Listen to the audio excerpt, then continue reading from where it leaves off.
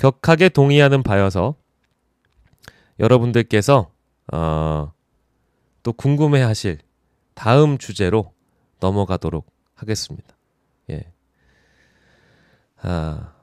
다음 주제, 렛츠 고!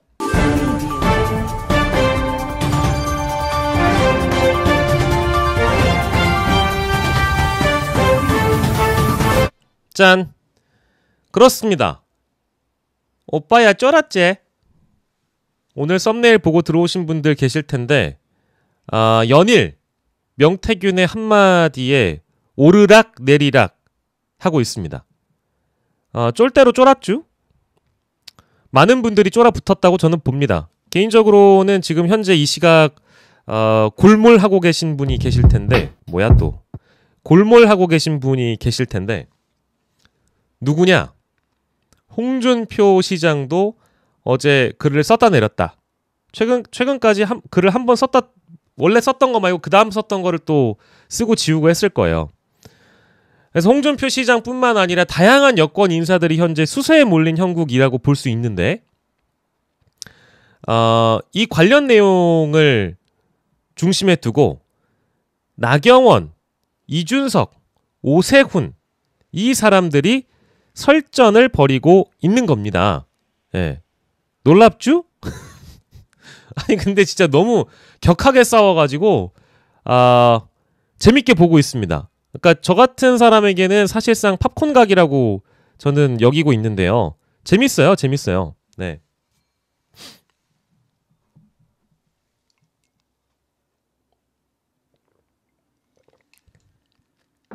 네. 여러분들 커피나 한잔하고 계세요? 저는 아이스 아메리카노로 오늘 좀 시원하게 내렸습니다. 어제 다수의 분들과 자리가 조금 길어졌고 집에 또 그래도 꽤 생각보다는 좀 일찍 끝나서 집에 와서 또 아내분과 함께 아무튼 맛있는 걸 먹고 그러다 보니까 속이 좀 부대껴서 해장 커피 여러분들 한 잔씩 하시고요. 왜 이 시간에 엄마한테 전화가 오지? 나 방송하는 거 모르나? 왜 우리 엄마는 내가 방송할 때 전화를 할까요? 맞다. 오늘 어디 가신다고 그랬구나. 예, 알겠습니다. 자, 그래서 어떤 일이 벌어진 거냐? 일단은 나경원 의원이 명태균 씨가 지난 국민의힘 전당대회에 개입을 했을 것이다 라는 의혹을 먼저 제기했습니다.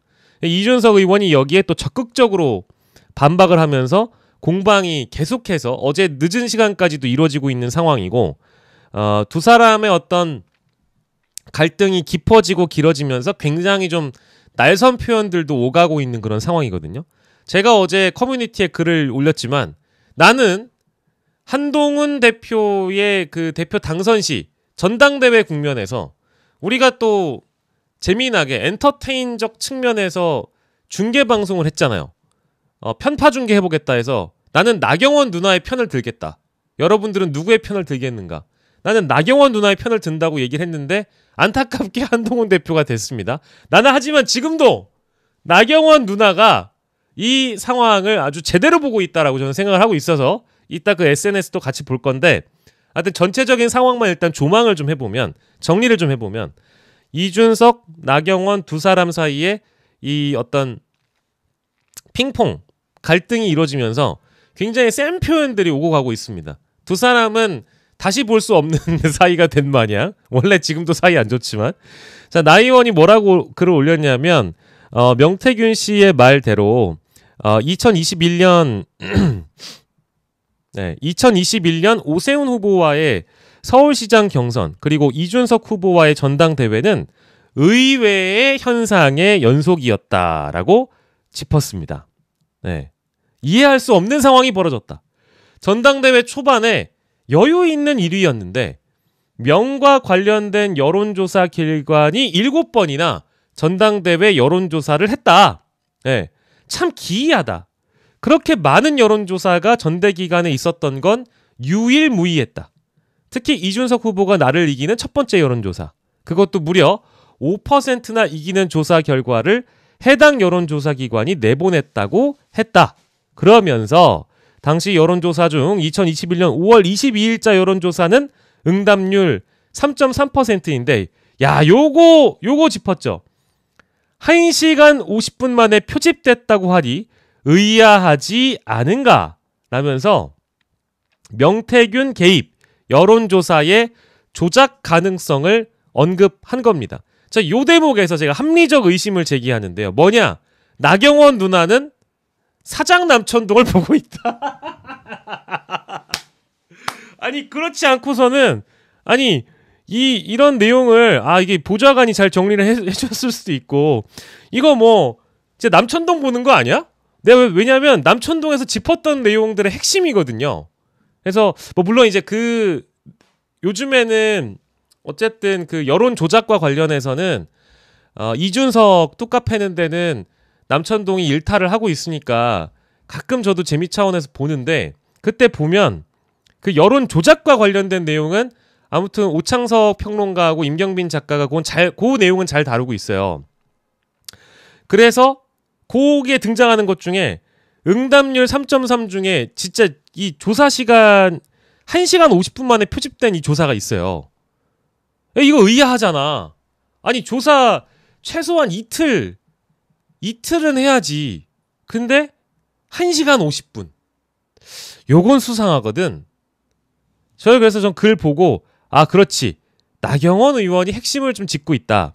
라고 생각을 했는데 그렇다고 해서 이준석 의원이 가만히 있을 수는 없는 것이겠죠. 네.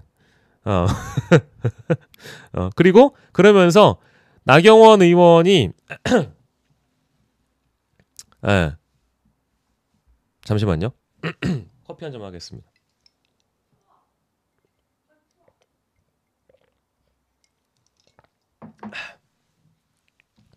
그러면서 나경원 의원은 명태균 씨를 만난 사실을 인정도 하면서 명태균을 만난 자리에서 명태균 씨 본인이 이준석 의원을 1위로 만들어줬다 이렇게 이야기를 했더라. 그렇기 때문에 이준석 의원은 나경원 의원의 의혹 제기라는 것이 뭔가 부정선거 이쪽으로 또 흘러간다고 이제 반박을 했어요. 네, 반박을 했습니다. 구체적으로 명태균 씨가 어떻게 자신을 1위로 만들어줬다고 하는 거냐, 여론조사나 이런 관련해가지고 의혹을 삼는 거는 거의 지금 부정선거에 기인한 그런 문제 지적이다라고 비판을 했거든요. 그랬더니 또 SNS를 올려가지고 여기 나오잖아요. 이준석 의원은 부정선거론자가 되는 초기 증세. 나 의원이 또 올려요. 글을 또 올려가지고 죄송합니다. 또 올려가지고 홍매화 의혹.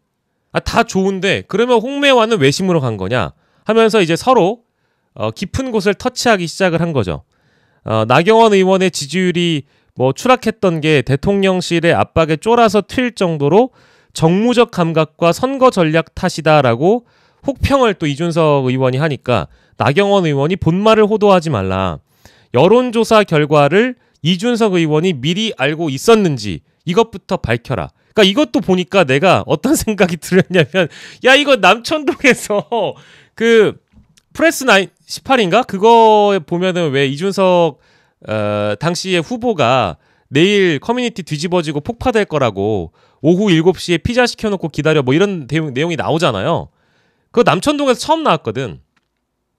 근데 어떻게 알았는지에 대해서 밝혀라 라고 또 지적을 하니까 뭐라 그랬냐, 측은하다라고 말을 해버리면서 기자들이 알려준다는 식으로 이준석 의원이 글을 또 썼어요. 근데 그 보도가 머니투데이거든요. 그럼 또 이제 그때 당시에 머니투데이 기자에게 질문할 수밖에 없죠. 그러니까 뭔가 유리한 결과가 나오거나 이기는 결과가 새어나오면 언론사 기자들이 알려주기도 한다. 근데 나경원 당신은 늘 지는 선거만 하니까 미리 못 받았나 보지. 나는 이기는 결과이기 때문에, 내가 여론조사와 판을 뒤집는 결과였기 때문에 미리 받아본 거다. 당신은 이겨본 적이 없잖아. 그러니까 모르는 거야. 이런 식으로 이제 비판을 했거든요. 그러니까 이게 선을 많이 넘어간 비판들도 나오고 서로의 영린을 건드리는 갈등도 이제 목격이 되고 있기 때문에 이게 지금 심상치 않은 팝콘 각으로 나아가고 있습니다. 예, 그래서 저는 아주 재밌게 보고 있고요. 그리고 오시장을 또 터치를 했어요. 오시장 터치도 함께 보시죠. 오시장과 서울시장 후보를 놓고 경쟁을 했던 2021년 경선에 대해서도 구체적으로 문제를 제기했습니다. 오 후보와의 2차 경선은 느닷없는 여론조사 100%로 진행됐다. 그런데 그 여론조사는 역선택 방지 조항을 삽입하기는커녕 민주당 지지자들의 응답 유도를 위해 국민의힘 여론조사라는 걸 모두 조항에 언급하지 않은 여론조사였다. 근데 이 지적도 맞는 게 여론조사의 항목이나 질문의 순서를 뒤바꾸면 얼마든지 유리하게 만들 수 있어요. 이따 JTBC 보도도 함께 보시면 아시겠지만 명태균 쪽에서 조사한 이 조사 방식이라는 게 이게 엄청난 문제점을 안고 있는 방식입니다. 그거는 뭐 부정할 수가 없는 사실이에요. 이제는. 그건 팩트야. 인정하고 가야 돼. 팩트예요, 팩트. 그래서 나는 나경원 누나 잘하고 있다. 파이팅이다. 파이팅!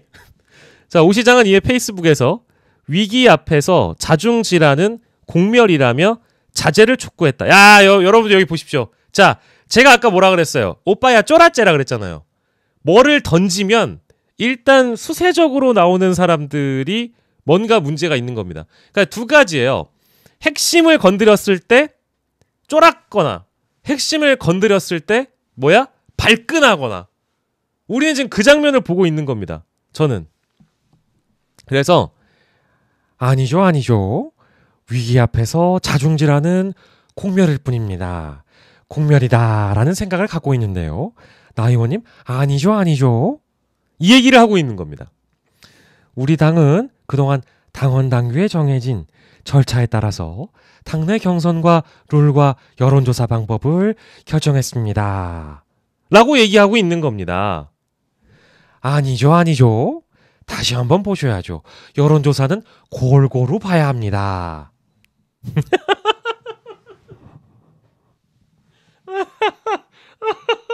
아, 너무 웃긴다. 아니, 이거는 지금 쫄았잖아요. 그죠? 우리 당은 그동안 당원 당규에 정해진 절차에 따라서 당내 경선과 경선의 룰과 여론조사 방법을 결정했다라면서 경선에 참여한 모든 후보 측과 공식적 합의를 거치고 공천관리위원회와 당의 최고 의사결정기구인 최고위 또는 비대위 의결로 이거 다 아는 내용이고 왜 이걸 우리가 왜 몰라? 기사만 찾아봐도 다 나와. 이거를 한마디로 뭐라고 하는지 알아요? 시스템 공천이다. 우리 당의 공천은 시스템 공천이다. 아주 공정하고 정당한 룰에 의해 공천을 했다. 그런 말씀을 드립니다. 그거죠 뭐. 좋은 거예요.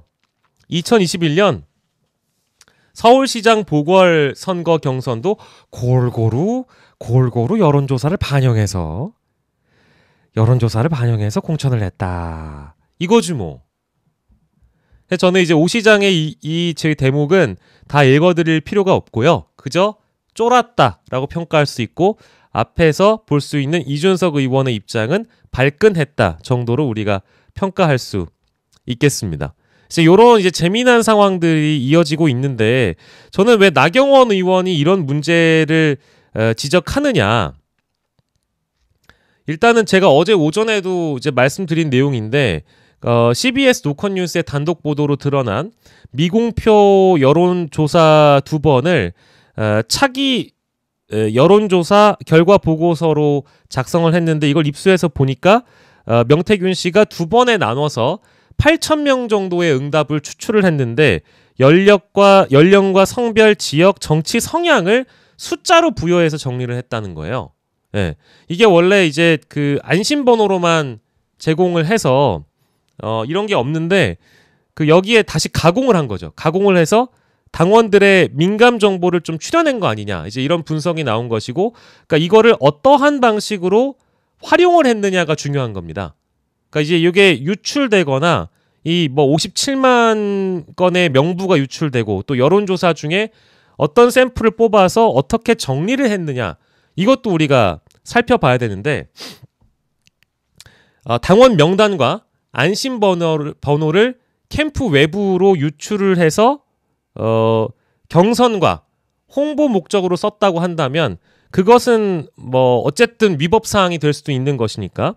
네, 그거는 경선과 홍보 외의 목적으로 사용하는 것 둘 다. 홍보나 경선에 쓰는 것도 문제고 이것을 유출하는 것도 외부의 타 목적으로 사용하는 것도 이 국민의힘 내부에서 당규로 정해놓은 위법 사항이라는 거예요. 금지하고 있다는 겁니다. 그래서 당원 정보를 만약에 명태균 씨가 특정 캠프로부터 유출을 받아가지고 여론조사를 실시했고 이 비용도 정산받지 않았다면 이거는 또한 정치자금법 위반의 연장선에 있다는 거죠. 그러니까 여러 문제점이 엿보이는 대목들인데 JTBC가 어제 단독 보도를 하면서 아주 체계적으로 잘 정리를 해놨어요. 두 개의 기사를 만나보도록 하겠습니다. 네. 동아일보 단독하고요. 어제 JTBC 단독 보도 두 개를 볼 건데요.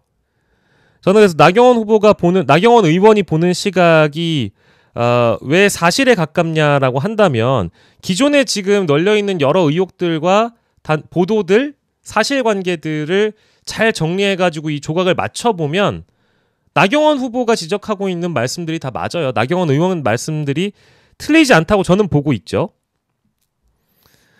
자, 일단은 요거는 이제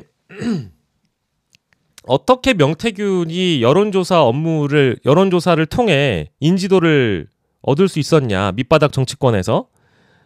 요거는 강혜경 씨의 진술을 토대로 단독 보도를 한 건데요. 2등이 1등 가는 건 어렵지 않다. 이제 이런 언급을 했다는 거예요. 2등이 1등 가는 건 어렵지가 않다.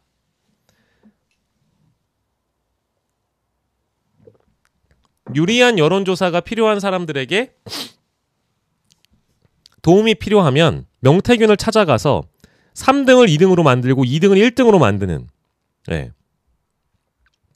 비슷한 경력의 후보들이 나오는 지역에서는 명태균의 명태균의 매직이 발휘가 됐다는 겁니다.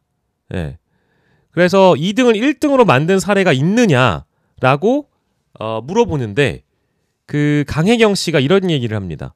부산의 땡땡땡 의원이다. 그러니까 실제 그런 사례가 있었다라는 거예요. 그러면 또 이 사례를 우리가 안 볼 수가 없잖아요. 그러니까 이미 지역이 확대가 되고 있는 거예요.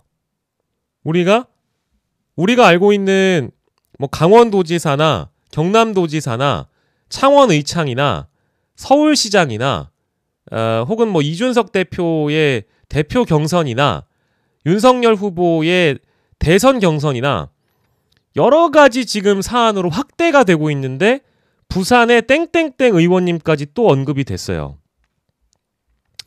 강 씨는 김영선 전 의원이 다시 국회로 들어간 2022년 보궐선거즈음 여론조사에 대해서도 언급을 했는데 김 전 의원은 전 한나라당 대표로 경력을 강조하고 경남 최초 여성 도의회 의장인 상대 후보는 그저 도의원으로만 소개를 했다는 겁니다. 그러니까 이거는 누가 보더라도 말도 안 되는 비교인 거죠. 김영선을 띄우기 위한 여론조사 방식인 거죠. 예. 그리고 이런 조사들에 대해서도 가장 먼저 배치되는 인물은 김영선 전 의원이다. 즉 순서가 제일 중요한 요소인데 이런 식으로 김영선을 띄우기 위한 작업을 한 것으로 보이면 부산에 있는 의원이나 아니면 다른 지역에서도 3등을 2등으로 만들거나 2등을 1등으로 만드는 방식이 쓰여왔다라는 겁니다. 그러니까 이건 명태균 매직이라고 밑바닥 정치권에선 활용돼 왔다라는 거죠. 그래서 요게 이제 단독 보도로 강혜경 씨의 증언이 나온 거니까, 진술이 나온 거니까 그걸 봐야 될 것 같고, 자, 요거는 이제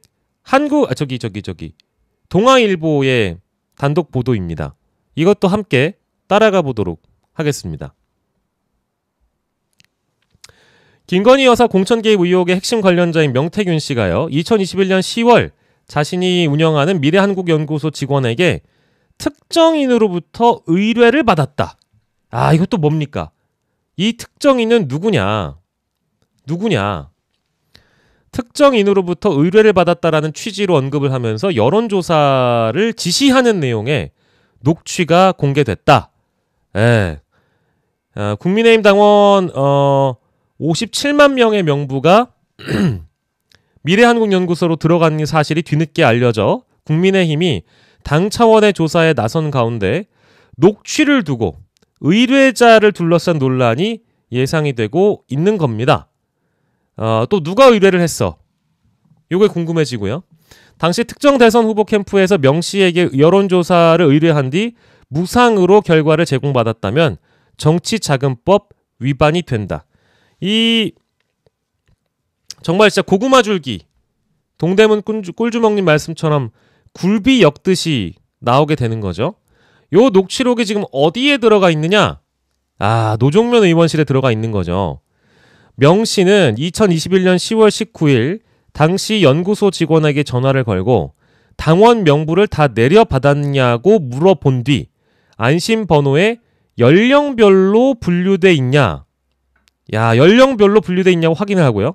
이에 직원이 연령별로는 아니고 성별, 지역별로만이라고 답을 하자 3,000개를 해달라고 하던데 의뢰자로 추정되는 누군가가 3,000개 표본 조사를 요구했다는 취지이고 노종면 의원실이 확보한 여론조사 결과 보고서를 보면 3,450명을 대상으로 2021년 10월 19일에서 21일에 진행이 됐다.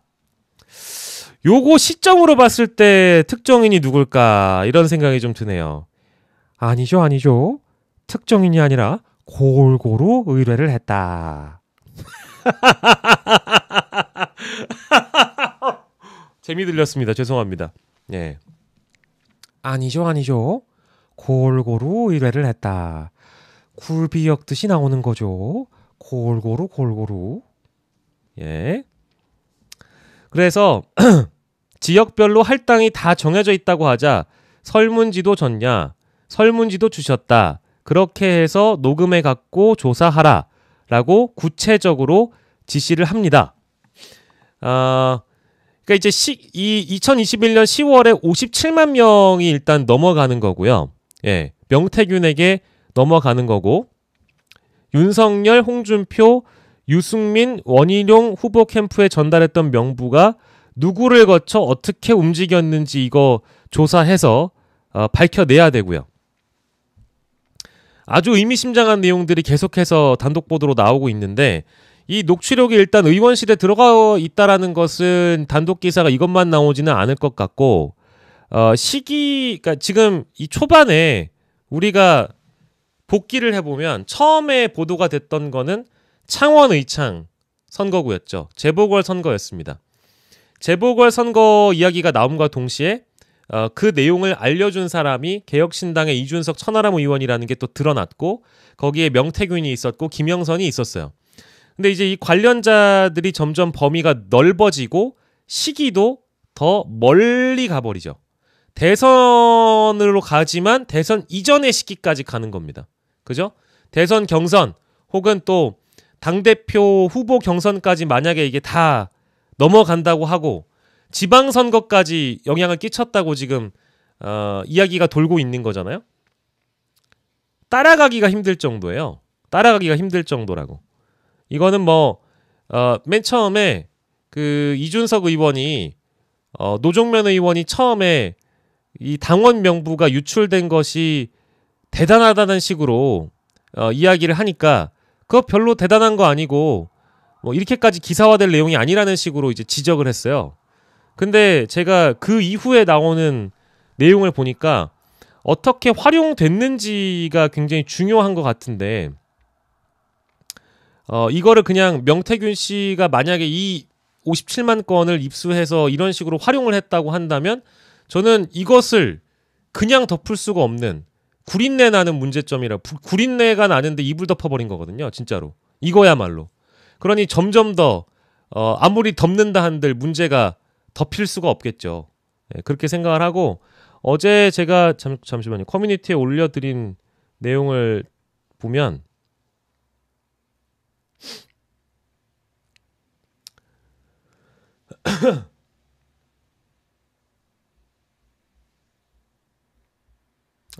대선 성향을 수집했다고 나오죠. 57만 유출 당원 중 8,000명에 대해서 지지 성향, 연령, 성별, 지역까지 얘기했다고 아까 제가 소개해드린 그 내용이 이제 노컷뉴스의 단독 보도였는데, 그러니까 이게 맞춤형 선거, 그러니까 안심번호가 익명이라고 하지만 표본이 이미 그 샘플이 무작위로 샘플되는 것이 아니라 정해진 사람들을 통해서 맞춤형 선거 운동이 가능한 것이기 때문에 이것은 외부로 유출했으면 위법인 것이고, 그리고 또 이것을 어떻게 2차 가공을 통해서 어떻게 활용했는지도 또한 불법이고 여론 조작이 되는 거니까 이렇든 저렇든 다 문제가 되는 것에 대해서 과연 저는 또 이준석 의원이 이걸 아무 문제가 아닌 것으로 언급할 수 있느냐. 그러니까 명태균은 진실된 사람이라고 언급하면 안 된다는 거죠. 근데 채널A의 그 무슨 라이브지? 무슨 정치 시그널인가? 그거를 보면 너무 지나치다 싶을 정도로 명태균 사장을 좀 옹호해주는 듯한 발언들을 하시는 것 같아서 매우 유감스럽고요. 노선을 잘 정리하셔야 될 것 같다라는 생각이 제 개인적으로는 좀 들었습니다. 예, 관련 내용들이 너무 많이 나와서 근데 어제는 좀 그나마 요 두 줄기가 가장 큰 뉴스였어요. 노컷뉴스 그리고 JTBC 그리고 오늘 오전에 있는 동아일보까지 쭉 이렇게 보게 되면 어쨌든 제가 언급하고 싶은 누나를 한 번 더 파이팅하는 차원에서 언급을 하도록 하겠습니다. 우리 나경원 누님의 에너지 넘치는 파이팅을 기대하는 바 구구절절 또 쓰셨는데 이 글 말고도 나경원 페이스북 오늘도 썼나?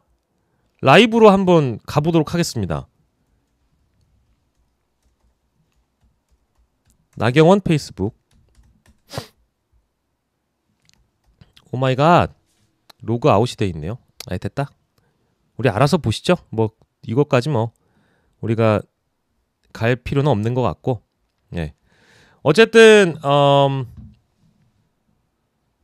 나경원 의원께서 진실의 열차에 탑승하셔서 많은 국민들께 진실을 알려주시길 바랍니다. 네.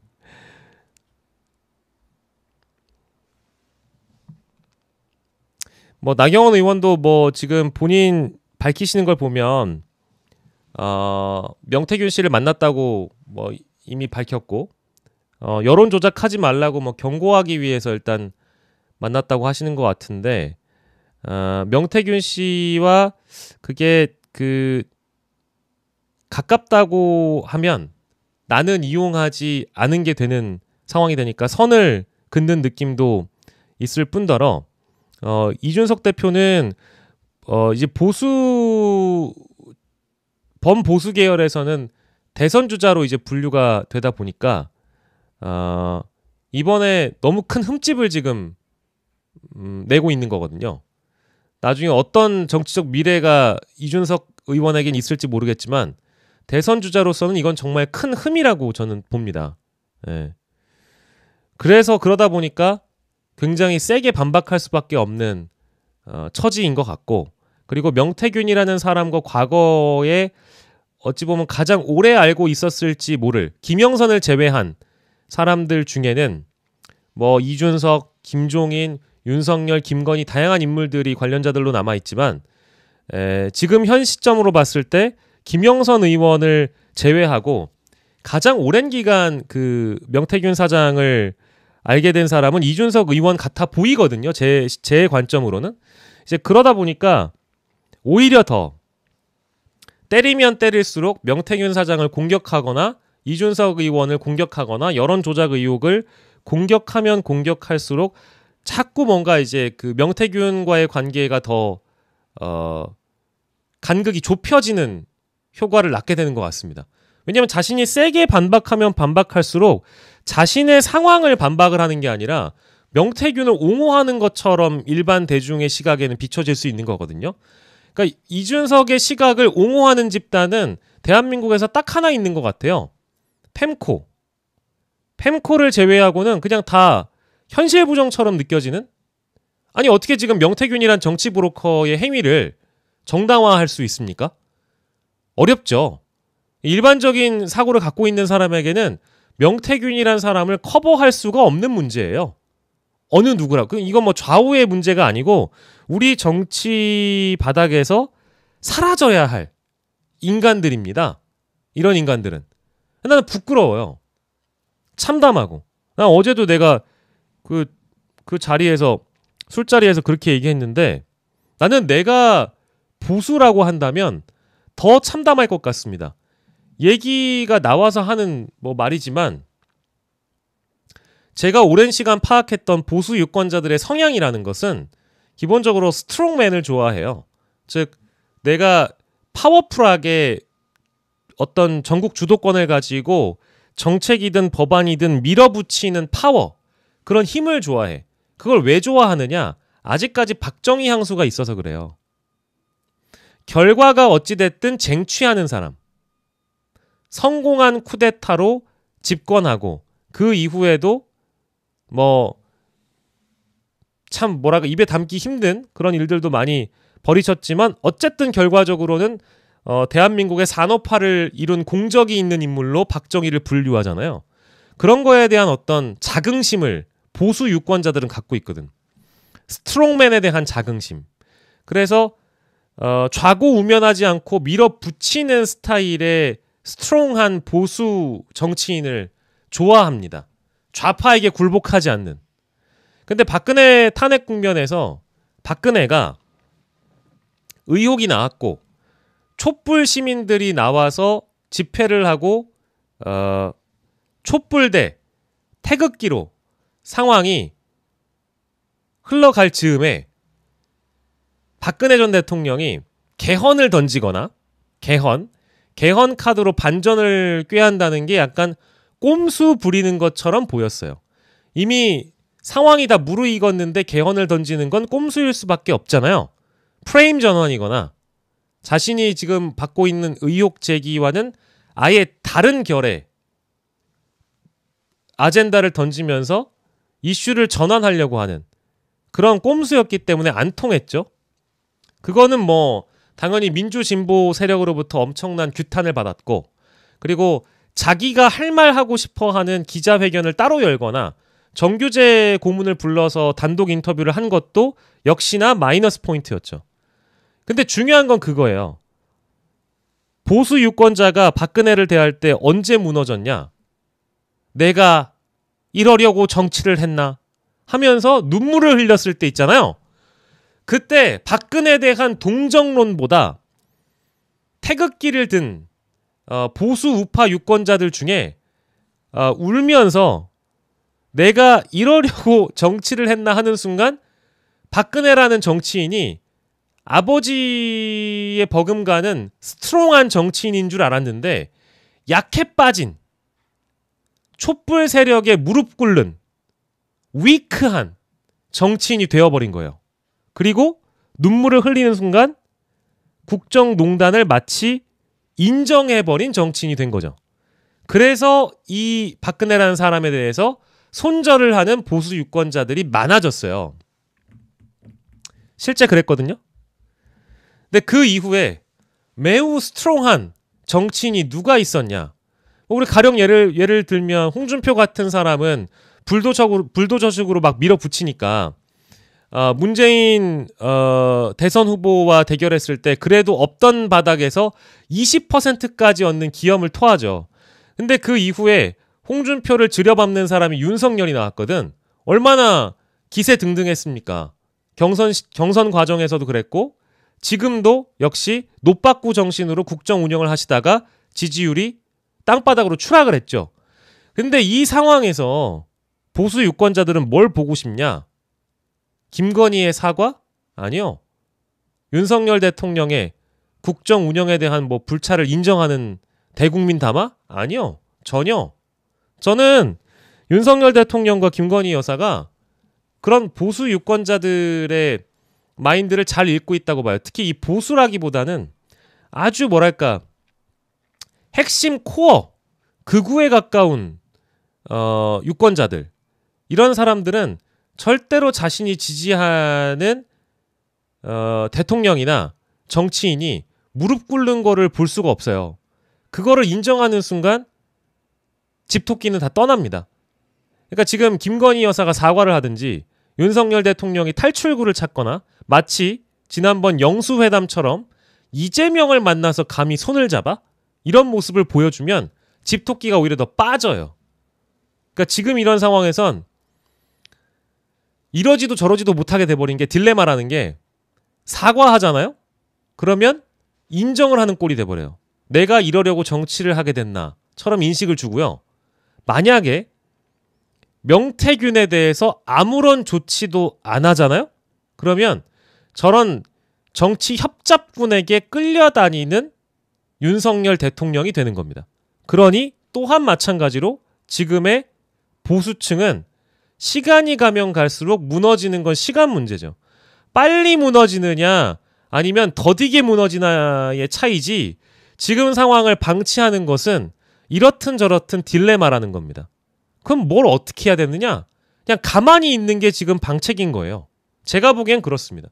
만약에 구속을 시키거나 수사를 하게 되는 방법도 있는데, 명태균을 만약에 건드려서 사태가 커지게 되면 그거는 뭐 돌이킬 수 없는 일이 돼버리니까 그러지도 못할 거고, 그렇다고 해서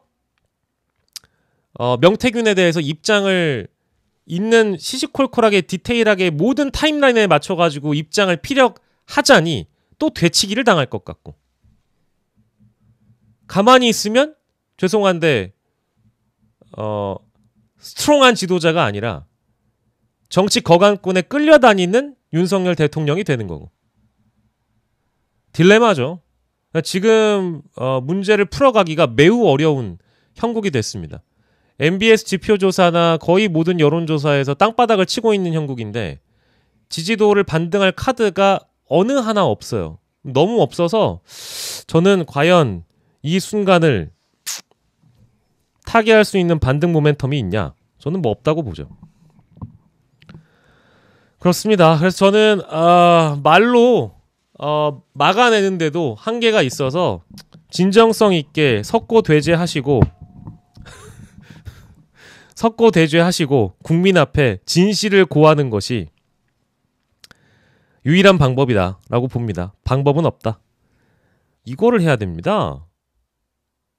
인자, 응? 그 정치 거강권, 이런 거강권에 흔들리는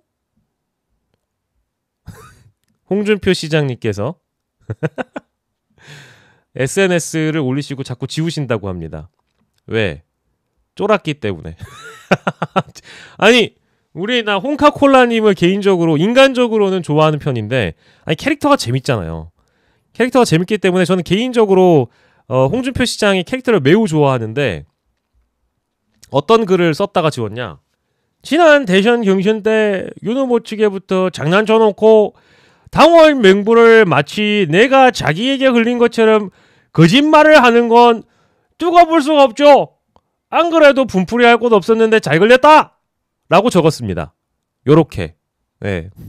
근데 이거를 쓰고 지운 거예요. 네, 이걸 쓰고 지웠어요. 자신의 SNS에 명씨가 당원 명부 56만 명, 미래한국연구소와 홍 시장님께 물어보세요. 자꾸 나온다라고 이제 썼는데, 그걸 보고 나서 홍 시장님이 발끈하셔가지고 마치 지가 내한테 흘린 것처럼 거짓말하는 건 두고 볼 수가 없어요 하면서 분풀이를 할 곳이 없었는데 잘 걸렸다! 라고 했는데 이걸 지워버린 거예요. 저는 홍카가 SNS를 쓰고 지우는 경우는 좀 드물다고 저는 보는데요. 다만 홍 시장의 SNS상에는 현재 해당 게시글이 남아있지 않습니다. 그 전날에도 벌어졌는데, 문제 인물로 보고 애초부터 접근을 차단했던 인물이 여권을 뒤흔들고 있습니다. 작업한 여론조사를 들고 각종 선거 캠프를 들락거리던 선거 브로커가 언젠가 일을 낼 줄을 알았지만 이렇게 파장이 클 줄은 예상을 못했다라고 명씨를 저격했습니다. 성역 없이 수사하세요 했는데 갑자기 명태 씨가 홍 시장님 검찰이 성역 없이 수사하면 저보다 홍 시장님이 더 위험해질 수 있어요 라고 즉각 반박했고요. 그러고 나서 이 당원 명부 56만 명 홍 시장한테 물어보라고 하니까 요렇게 즉각적으로 반박해놓고 바짝 쫄아버린 우리 홍준표 시장님을 잠시 소개해드렸습니다. 관련자들 중에 이렇게 약간 쫄보 근성을 가지신 분들이 덜어 있는 것 같고요. 뭐 한동훈 대표도 여전히 갈팡질팡 이러지도 저러지도 못하는 자세를 가진 정치인 중에 한 명이지만 홍준표 시장은 이런 경우가 좀 드물었다고 저는 개인적으로 보는데, 특히 자신보다 정치 경험이 좀 전무하거나 피레미 같다고 이제 한동훈 대표를 많이 비판하고 그랬잖아요. 근데 명태균 씨는 아무런 뭐 권한이 없고 아무런 경력이 일천한 사람인데 정치 브로커에게 이렇게 휘둘리는 대구시장님을 또 어떻게 봐야 할지 많은 분들께서 평가해 주시면 될 것 같고요.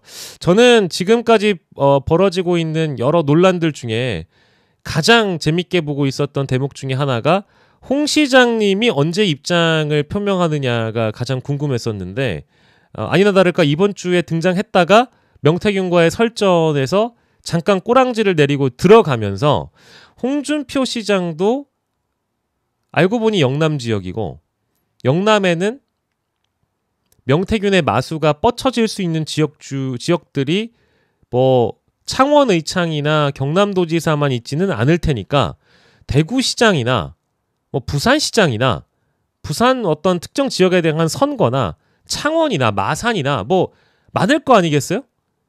그게 한두 지역이었겠냐라는 생각이 좀 드는 거죠. 네, 그래서 저는 관련 인사들이 더 어디까지 유니버스가 확장하게 될까라는 궁금증이 좀 여전히 남아 있고, 팝콘 각입니다. 아무튼 재밌습니다. 경남도지사가 저희가 이제 뉴스토마토 보도를 어제 굉장히 상세히 다루긴 했는데, 뉴스토마토가 이제 스케치를 했다고 하면 거기에 색깔을 입히는 작업이 좀 필요하잖아요. 뭐 어제도 뉴스토마토 보도 얘기가 잠깐 나와서 그것도 언급을 하고 가자면, 저는 뭐 이런 경직된 언론 환경에서는 뉴스토마토가 어둠 속에서 어쨌든 촛불이라도 들어주는 역할을 하고 있다고 저는 개인적으로는 생각을 하고요. 그리고 그 보도에 색깔을 입히는 건 작업을 좀 같이 해야 될 것 같아요. 토마토도 하지만 타 언론사들이 얼마든지 같이 뛰어들어서 이 보도에 대한 핵심을 짚어주는 역할을 할 수 있다. 노종면 의원실은 강혜경 씨가 일부 녹취록을 넘겨줬다라고 만약에 전제하자면, 일단 의원실에 녹취록이 들어갔으니까 이번 국정감사에서는 노종면 의원께서 법에 저촉되지 않는 테두리 안에서 얼마든지 공개를 할 수 있을 거라고 저는 보고, 그 녹취록을 기반으로 한 보도는 이미 레거시에 많이 뿌려질 예정이니까 저는 뉴스토마토가 이제 외로운 싸움을 하는 것은 아니니, 어제 있었던 보도가 여러 어떤 관련자들의 진술을 토대로만 너무 엮어대서 마치 알맹이 없는 보도를 한 거 아니냐라고 보는 시각들도 업계에선 좀 있는 것 같아요. 언론에 종사하시는 분들은 그래도 뭐가 없다, 핵심적인 어떤 증명할 수 있는 그 사진이라도 있으면 좋을 텐데 그게 없지 않느냐. 가령 경남도지사 박완수 씨가 명태균 씨가 찍어줬다라고 하는 그 사진 있죠. 윤석열 대통령의 강아지와 함께 찍었다는 사진.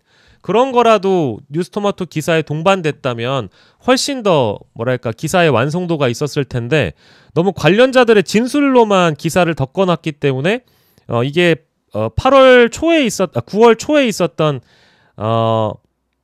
A, B, C, D, E 뭐 이렇게 관련자들로만 엮어서 진술로만 엮은 진술 보도와 다름이 없다라는 시각들이 꽤 있더라고요. 근데 저는 그렇게 생각도 하지만 동의할 수는 없는 게, 그런 보도의 역할이 지금은 매우 중요하고, 스케치를 그려주셨으니까 강원도지사나 경남도지사를 더 취재하는 건 여타 언론이나 뉴스토마토가 함께 할 역할이라고 보고 또 다른 방향으로 녹취록을 확보한 의원실이 있다 보니 뭐 여타 다른 언론사들이 합세해서 이 보도를 얼마든지 키워나갈 수 있는 가능성도 저는 있다고 봅니다. 그러니 너무 지금 기사를 곱씹어 뜯어보면서 정치 고관여층이나 언론 고관여층으로 이 기사를 바라보실 필요는 없고요. 일단 의혹을 던져놨으니까 차기 이제 추후에 보도가 후속 보도가 어떤 것들이 나오는지 우리가 함께 지켜보면 좋을 것 같고 뉴스토마토가 녹취록을 확보했다고 한 그 중심에 있는 인물 강혜경 씨가 진술한 내용 혹은 알려준 그런 자료들이 있을 거 아니겠어요? 이미 세비 반띵도 뉴스토마토에서 나왔던 보도이기 때문에 어제 있었던 보도만으로 실망하거나 평가하기엔 아직은 좀 이르다. 아직 많이 남았어요.